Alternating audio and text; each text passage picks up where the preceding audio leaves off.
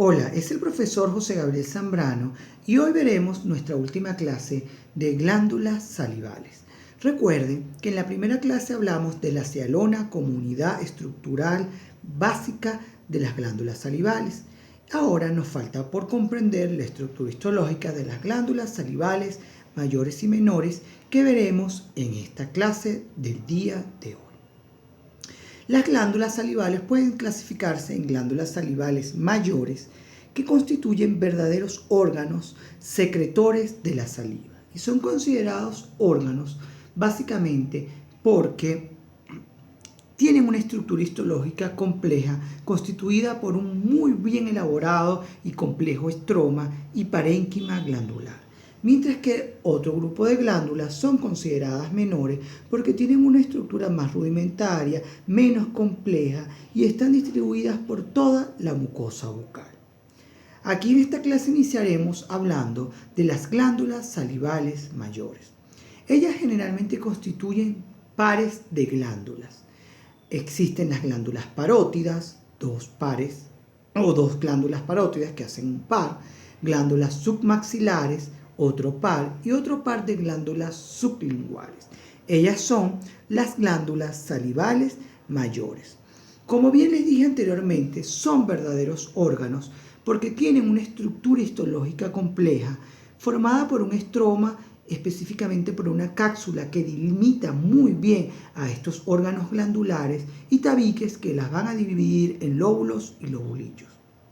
Cada glándula mayor va a tener una inervación y vascularización propia y estas glándulas salivales mayores producen el 90% de la saliva total, aproximadamente de 0,5 a 1 litro de saliva al día. ¿Cómo están organizadas estas glándulas salivales? Vamos a repasar un poco de lo que hablamos en la clase anterior. Tienen una cápsula de tejido conectivo, que es este que vemos aquí, que vamos a ver que es denso, que delimita perfectamente al órgano glandular y que junto con los tabiques que se emiten dentro de la glándula y que la dividen en lóbulos, que son estos de color verde, y lobulillos más pequeños, constituyen parte del estroma del órgano glandular. Pero además, en la cápsula hay grandes vasos sanguíneos que se introducen junto con los tabiques de tejido conectivo, se transforman en arteriolas, llegan a los adenómeros o a los acinos glandulares en forma de pequeños capilares y van a vascularizar a las células del parénquima glandular. De esta misma forma, ramificada, se distribuyen las vénulas que se introducen a través de los tabiques de tejido conectivo y luego a los lóbulos y lobulillos glandulares, transformándose en vénulas de menor calibre y que forman parte de la vascularización de esas glándulas salivales mayores. Igualmente ocurre con las fibras nerviosas. En las fibras nerviosas hay grandes troncos nerviosos en la cápsula y posteriormente ellos emiten pequeñas ramas como estas que observamos que se introducen dentro de los tabiques y dentro del parénquima, transformándose en terminaciones nerviosas que van a dar origen o que van a contribuir a la inervación y por supuesto a la secreción salival. Recuerden que el parénquima estaba constituido principalmente por la sialona, que eran los acinos o terminal secretora, por los conductos secretores y las células mioepiteliales. Empecemos a hablar de la primera glándula, que es la glándula parótida. Esta glándula parótida vamos a ver básicamente este video que nos habla de la ubicación de las tres glándulas y que es muy ilustrativo para ustedes.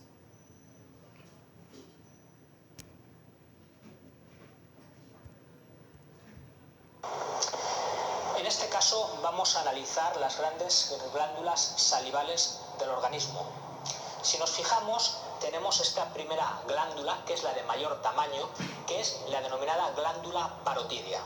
Esta glándula parotidia tiene un conducto propio, que es el denominado conducto de Stenone, que nos va, en este caso, a drenar en la zona medial al primer molar.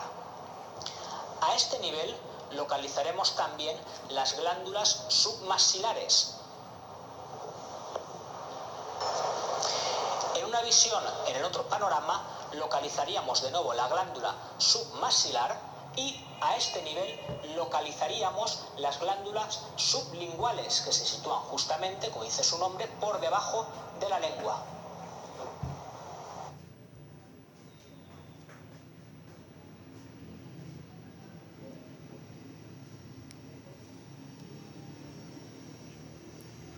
Ya vimos la ubicación de las 3 glándulas salivales mayores. Ahora continuemos viendo esta glándula parótida. Fíjense lo siguiente, la glándula parótida es la más grande, o el grupo o el par de glándulas parótidas son las glándulas salivales más grandes, con un peso promedio de 25 a 30 gramos. Inicia su formación en la 6ª semana de vida intraorina y a las 12 semanas de vida intraorina, más o menos de vida intrauterina, termina su formación. Drena todos los acinos a través de un conducto excretor principal que llamamos conducto parotidio o conducto de Stenone, que es este conducto que observamos aquí, que se abre a nivel del primer molar superior. Muy importante que por su calidad de secreción son clasificadas como glándulas serosas puras, es decir, que dentro de su parénquima solo vamos a encontrar acinos de tipo seroso. Es una secreción salival rica en amilasa, en sulfomucinas y sialomucinas. Y es importante que se ha encontrado que en el 20% de los seres humanos puede haber pequeñas como estas glándulas parótidas accesorias con una vascularización e inervación propia. Y esto es muy importante conocerlo. Fíjense que aquí vemos una imagen clínica de la mucosa del carrillo a nivel del primer molar, donde desemboca el conducto parotidio o de Stenone de esas glándulas parótidas a ambos lados, porque recordemos que hay una glándula parótida del lado derecho y otra glándula parótida del lado izquierdo. Ella está vascularizada a través de arterias que provienen de la carótida externa y está inervada a través del nervio glosofaringio, a través del ganglio óptico, a través de esa, digamos que distribución ramificada que ya vimos en la clase anterior y en esta de tanto los nervios como de los vasos sanguíneos y linfáticos que irrigan e inervan a las glándulas salivales mayores. Miren este corte de la cátedra de histología de una glándula parótida teñida con tricómico de Mallory.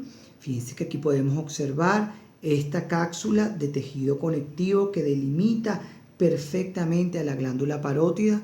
Aquí la podemos ver mucho mejor. Fíjense cómo las fibras se tiñen de color azul con la tinción. Y fíjense cómo ella emite grandes tabiques que van a dividir a las glándulas en lóbulos. Pero a su vez también hay pequeños tabiques como este que observamos aquí que la dividen en lobulillos. Fíjense que vamos a ver gran cantidad de estos acinos eosinófilos, que son acinos serosos, estas células claras que no son acinos mucosos, sino adipocitos, que son abundantes en la glándula parótida y que como un fenómeno a lo largo de los años o producto del envejecimiento de las glándulas salivales, los acinos van siendo sustituidos por tejido adiposo y la glándula pierde su capacidad de secretar saliva en los adultos mayores. También vemos con una luz amplia los conductos excretores dentro de los lóbulos, por eso se llaman intralobulares, y vemos unos conductos excretores en los tabiques entre un lóbulo y otro que llamamos interlobulillares de mayor diámetro. Vamos a ver esto a mayor aumento.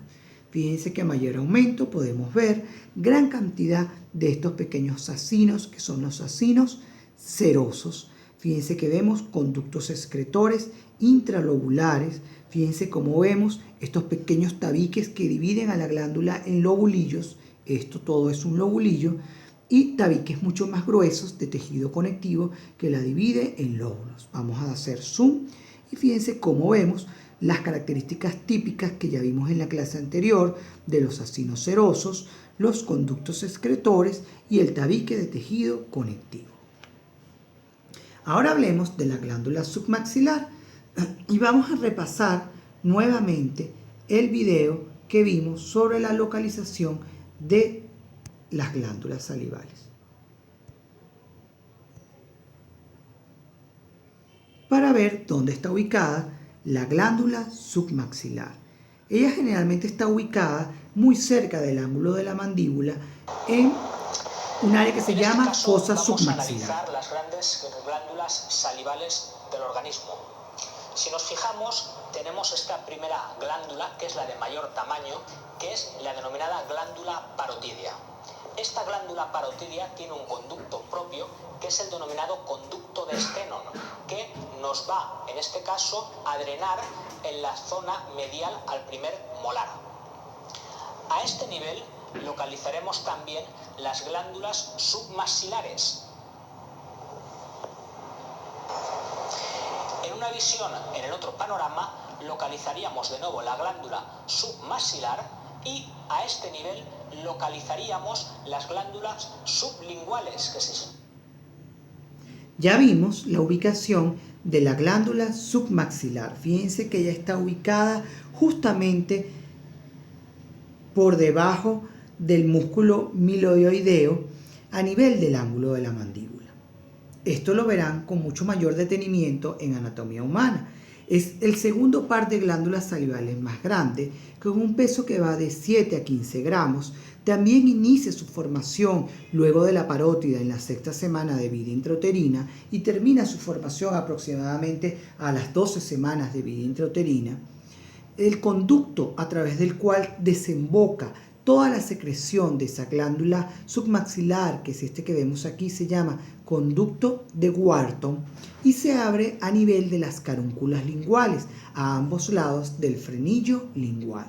Está vascularizada por la arteria mentoniana e inervada por el nervio cuerda del tímpano. Una característica que la diferencia de las glándulas parótidas es que tiene conductos intercalares cortos si los comparamos con la glándula parótida y conductos estriados más largos y ramificados que la glándula parótida. Es una glándula mixta, algo que también la diferencia de la glándula parótida, con predominio seroso, y ella produce una saliva rica en cisteínas sulfatadas.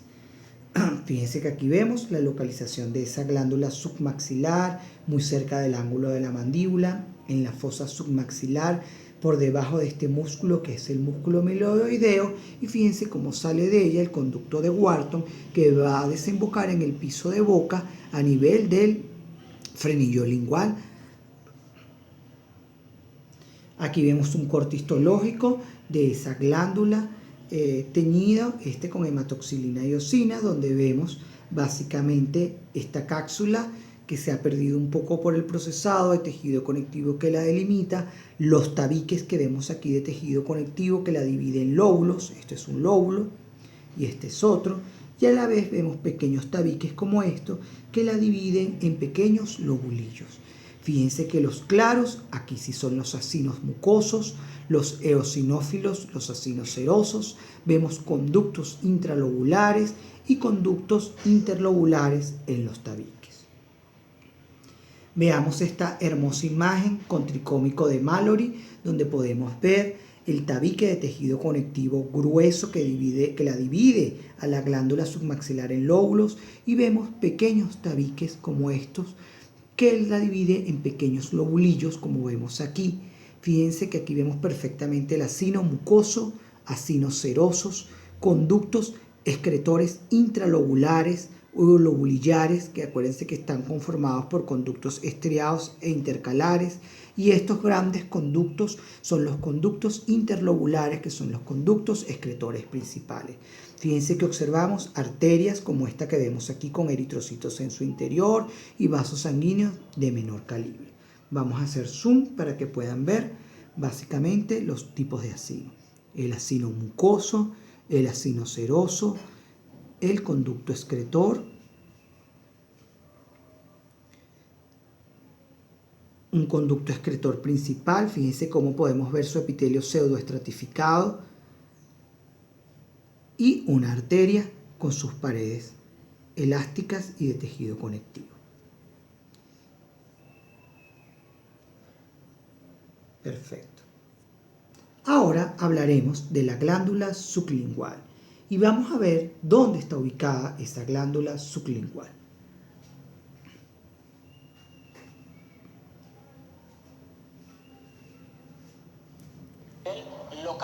tendríamos las glándulas sublinguales, que se sitúan justamente, como dice su nombre, por debajo de la lengua.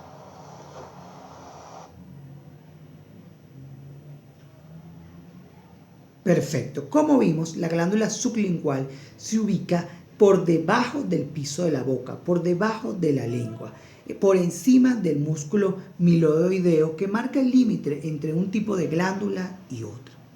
Veamos ahora el siguiente característica de la glándula sublingual. La glándula sublingual se caracteriza por ser una glándula básicamente bastante rudimentaria.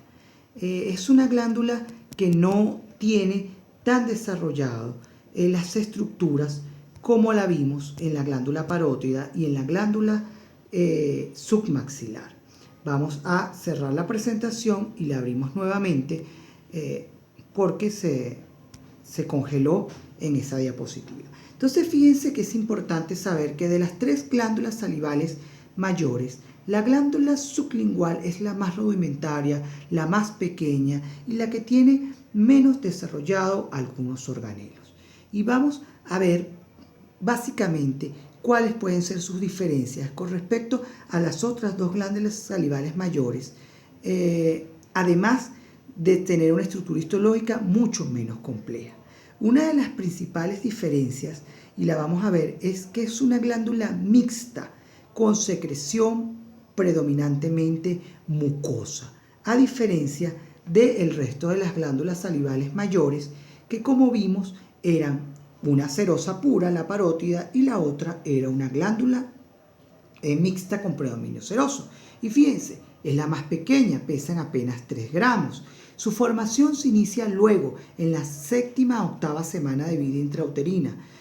El conducto a través del cual desemboca la secreción de esas glándulas se llama Bartolini, que es este conducto que vemos aquí de color negro, que aquí vemos perfectamente. Este es el conducto de Bartolini. Pero además hay un conjunto de conductos accesorios que llamamos conductos de Rivinis, que vierten saliva en todo el piso de boca, que son todos estos conductos que podemos observar aquí. ¿Dónde desemboca el conducto de Bartolini de la glándula sublingual? Básicamente desemboca junto al conducto de la glándula submaxilar. Ambos se unen y desembocan a nivel de las carúnculas linguales a ambos lados del frenillo lingual en el piso de la boca. Como les dije, es una estructura menos organizada, con una cápsula poco definida y igualmente vascularizada por la arteria mentoniana e inervada por el nervio cuerda del tímpano, al igual que la glándula submaxilar. Aquí vemos este corte con tricómico de Mallory y fíjense cómo observamos esta cápsula de tejido conectivo, donde las fibras colágenas se tiñen intensamente de azul, que la delimita el tabique de tejido conectivo que la divide en un lóbulo y otro. Aquí vemos pequeños tabiques que las dividen en lobulillos. Este sería uno, este sería otro. Fíjense que estos son los acinos mucosos, los rosados serían los acinos serosos. Vamos a darle zoom. Entonces, estos serían los acinos mucosos y estos serían los acinos serosos. Y aquí vemos un pequeño conducto excretor intralobular.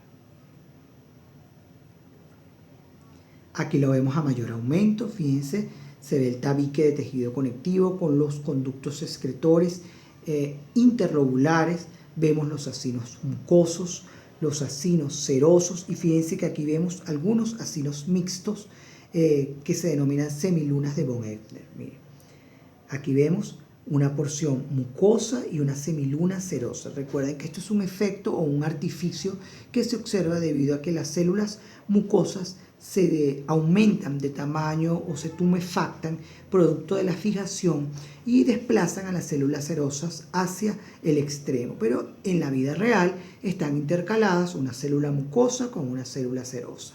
También vemos el acino mucoso, vemos el conducto excretor interlobular y vemos conductos excretores intralobulillares, que son estos que observamos aquí. Fíjense que ambas glándulas, submaxilar y sublingual, desembocan en sus conductos excretores en el frenillo lingual a ambos lados, en lo que llamamos carúnculos linguales. Algunas cosas interesantes de conocer sobre las glándulas salivales mayores es que se han descubierto un nuevo grupo de glándulas salivales mayores.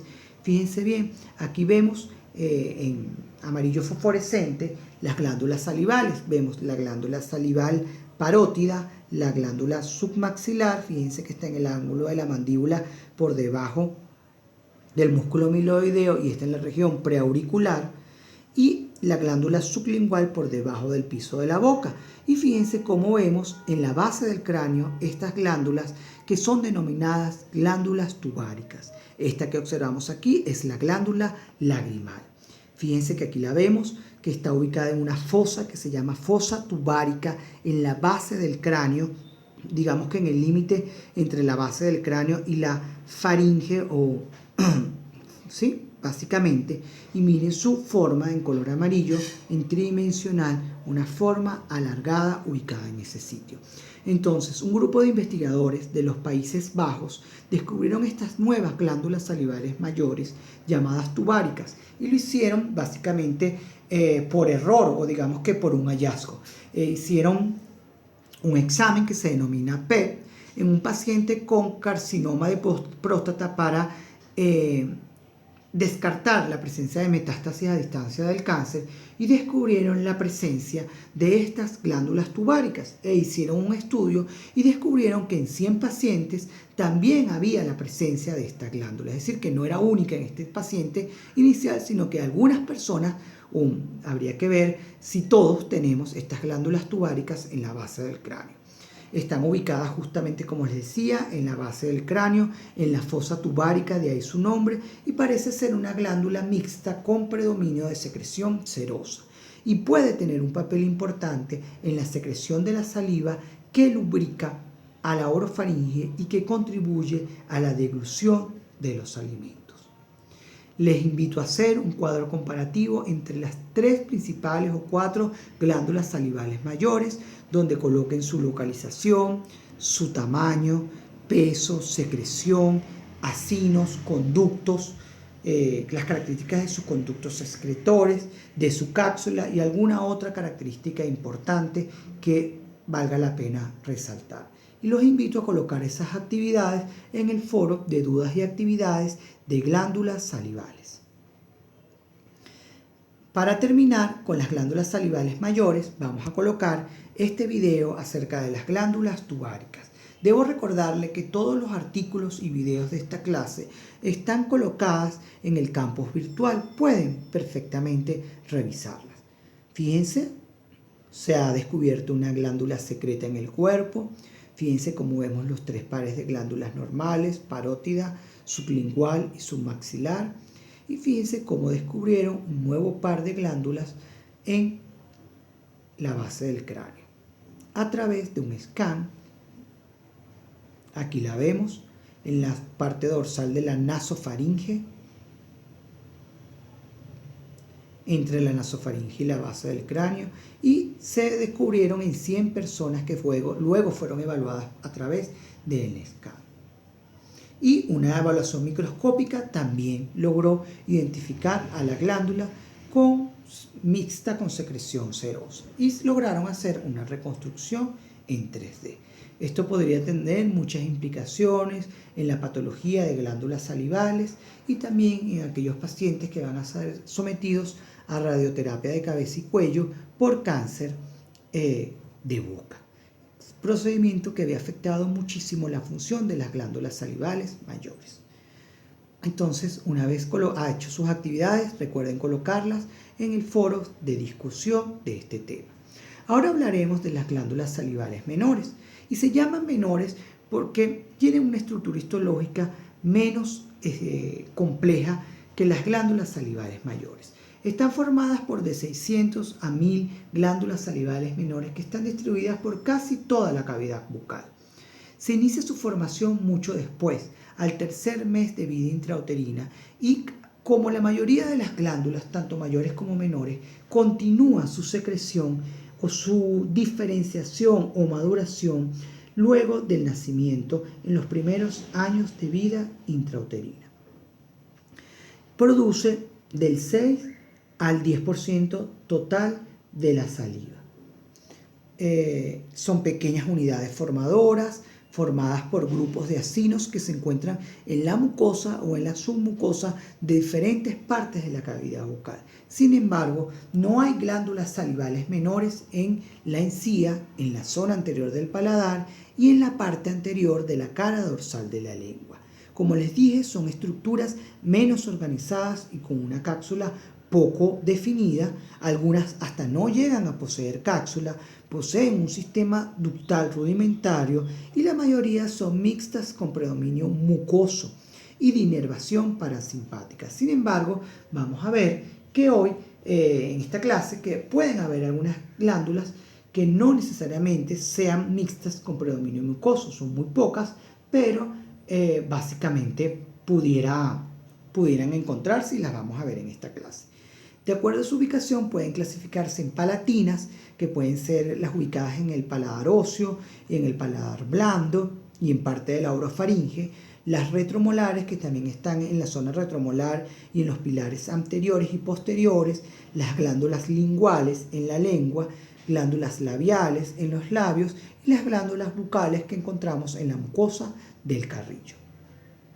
Vamos a ver algunos cortes histológicos de las glándulas labiales. Fíjense que aquí vemos la mucosa que recubre al labio con su epitelio de revestimiento, su tejido conectivo de la lámina propia, y fíjense cómo vemos en el área de la submucosa esta glándula salival que está conformada, fíjense, por un tabique de tejido conectivo, por tabiques o una cápsula que la delimita, y fíjense cómo además tiene tabiques que la dividen también en lóbulos muy rudimentarios. Fíjense que aquí vemos los acinos mucosos y en menor medida acinos serosos, prácticamente no se observa. Vemos los conductos excretores interlobulares, estos de gran calibre, y los que están adentro pequeñitos como estos son los interlobulares, y este que vemos aquí. Vamos a darle zoom.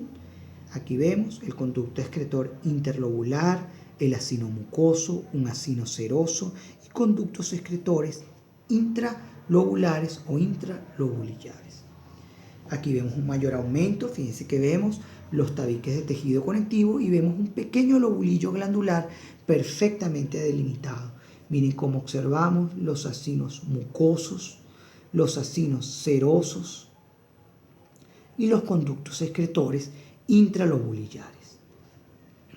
Ahora veamos las glándulas bucales, que como les dije, están ubicadas principalmente en la zona de la mucosa bucal y también aplica a la zona retromolar. Ellas tienen una característica muy parecida a la que vimos en las glándulas labiales. Fíjense que aquí vemos la mucosa del carrillo con su epitelio de revestimiento, el tejido conectivo de la lámina propia, y fíjense cómo aquí vemos en la submucosa estos acinos de las glándulas salivales menores. Mírenlo a mayor aumento, vemos el tabique de tejido conectivo, los acinos mucosos, acinos serosos y conductos excretores intralobulares. Ahora vamos a estudiar a las glándulas linguales. Ellas pueden ser clasificadas en tres tipos. Unas glándulas que llamamos de Blandin y Nun, que están ubicadas en la punta de la lengua, en la cara ventral, a ambos lados de la punta de la lengua, y que son mixtas con predominio mucoso al igual que el resto. Vamos a encontrar en la región de las amígdalas linguales, en la zona de las criptas amigdalinas, formaciones bilaterales básicas que se localizan en el dorso de la raíz lingual, que llamamos las glándulas posteriores de Weber, que también son mixtas con predominio mucoso, y las glándulas serosas de von Ebner, que las vamos a ubicar en el surco circunvalado de las papilas caliciformes que ya vieron en la clase de lengua, y que son las únicas glándulas salivales menores que se clasifican como serosas puras, que junto a la parótida son las únicas glándulas serosas puras del cuerpo. Entonces miren este diagrama. Aquí vemos la cara dorsal de la lengua y fíjense cómo encontramos en esta papila, que es la papila circunvalada o caliciforme, en este surco, que es el surco circunvalada, esta área de aquí, que son las glándulas de von Ebner o cerosas puras. Vamos a aumentarlo. Y fíjense que además podemos encontrar en la zona de la amígdala lingual, fíjense que esta es la zona de la cara dorsal de la lengua en su tercio posterior y vemos una cripta amigdalina, glándulas también que desembocan en ellas, que son mixtas con predominio mucoso, estas que vemos aquí. Fíjense que ambas desembocan en un surco. En el caso de la cripta amigdalina sirve para limpiar este surco de manera de que entren en contacto los antígenos con este tejido linfoide de la amígdala lingual para facilitar la respuesta inmunológica. Y en el caso de las papilas caliciformes sirven para diluir los alimentos y que el gusto o el sabor de los alimentos llegue de una forma más diluida a estas estructuras que vemos aquí, que son los corpúsculos gustativos encargados de la percepción del sabor. Aquí vemos en la cara ventral, a nivel de la punta de la lengua, las glándulas linguales de Nun que vemos aquí. Y este es un corte histológico de las glándulas de von Ebner, que son las únicas distintas que podemos observar. Y fíjense cómo vemos acinos serosos que van a desembocar en este conducto, que es el conducto circunvalado de la papila caliciforme. Y fíjense cómo aquí vemos corpúsculos gustativos. Muy bonitos se ven. Miren los corpúsculos gustativos. Miren la glándula con sus acinos serosos. Por eso se clasifica como una glándula serosa pura. Y miren a mayor aumento los acinos serosos, algunos adipocitos y fíjense cómo vemos conductos excretores intralobulares. Dentro de las glándulas palatinas, recuerden que ellas podían ubicarse en 3 sitios específicos. En la porción posterior del paladar duro o paladar óseo, en el paladar blando y extenderse un poco a orofaringe. Estas glándulas son igual, mixtas con predominio mucoso. Sin embargo, fíjense cómo observamos muy bien en esta zona cómo los acinos de las glándulas palatinas son mucho más tubulares, mucho más grandes y mucho más prominentes que en el resto de las glándulas salivales menores. Miren aquí que podemos ver un acino mixto con la medialuna de von Ebner, interesantemente.